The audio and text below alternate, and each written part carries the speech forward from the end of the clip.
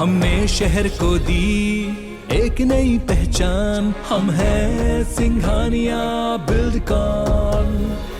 जिस कंपनी को छत्तीसगढ़ के किसानों को घटिया और अमानक बीज सप्लाई करने के आरोप में कृषि मंत्री ने विधानसभा में ब्लैकलिस्ट करने की घोषणा कर भुगतान पर रोक लगा दी थी, उसी ब्लैकलिस्टेड कंपनी को बीज निगम ने 2.5 करोड़ से ज्यादा का भुगतान कर दिया है। बजट सत्र में एक बार फिर मुद्दा उछलने के बाद सदन की कमेटी से अब जांच कराने का ऐलान हुआ है। ये रिपोर्ट देखिए।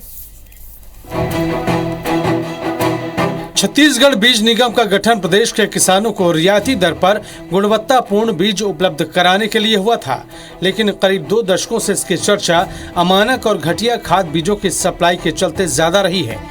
ताजा मामला हैदराबाद की Trimurti plant science private limited company से जुड़ा है। इस कंपनी ने साल 2019-20 में धान की हाइब्रिड बीज की सप्लाई की थी, लेकिन निविदा शर्तों के मुताबिक बीज के साथ डीएनए मार्क और जेल पिक्चर उपलब्ध कराना था, ताकि आपूर्ति किया गया बीज हाइब्रिड किस्म का है या नहीं ये तय हो सके। लेकिन कंपनी की ओर से ये पैरामीटर उपलब्ध कराए ही नहीं गए। विधानसभा में ये मुद्दा पहले भी गूंजा था, जिस पर कृषि मंत्री ने जांच कर कार्रवाई का आश्वासन दिया था। बीज निगम ने 9 सितंबर 2020 में इस कंपनी को ब्लैक लिस्ट करते हुए उसके भुगतान पर न सिर्फ रोक लगा दी, बल्कि 2 सालों के लिए प्रतिबंधित भी कर दिया। लेकिन बीज निगम के अधिकारियों की मनमानी नहीं रुकी। कंपनी के भुगतान पर प्रतिबंध के बाद भी इसे 2 करोड़ 61 लाख रुपए का भुगतान कर दिया। इसी प्रतिबंधित कंपनी को लाखों रुपए के वर्क ऑर्डर भी जारी किए जाते रहे। बजट सत्र में फिर से ये मुद्दा उछला और कृषि मंत्री को भी मानना पड़ा कि भुगतान गलत हुआ है। मंत्री ने सदन की कमेटी से जांच के विपक्ष की मांग भी मानी।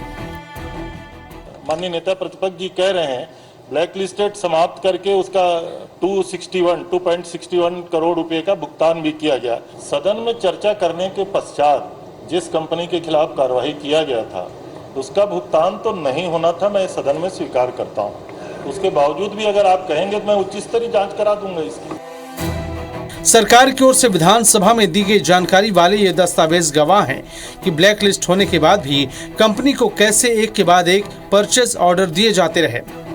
दिसंबर 2020 से लेकर अक्टूबर 2021 तक इसी फर्म से करीब 90 लाख रुपए की सब्जी और फलों के हाइब्रिड बीज खरीद लिए गए। अफसरों की मनमानी ऐसी रही कि 2 साल के प्रतिबंध के बाद भी न सिर्फ करोड़ों का भुगतान किया, बल्कि प्रतिबंधित लिस्ट से मुक्त कर इस फर्म को फिर से टेंडर में हिस्सा लेने की भी अनुमति दे दी गई। लिहाजा विपक्ष अब पूरे मामले में हमलावर है।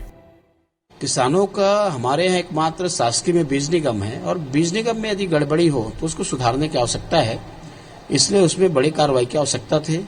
उस कार्रवाई में मंत्री जी ने अपना सहमति दिया और हम लोगों ने मांग किया आने वाले समय में जो सप्लायर हैं, इस कार्रवाई के बाद में मुझे उम्मीद है कि इस प्रकार की गड़बड़ियां नहीं होंगी।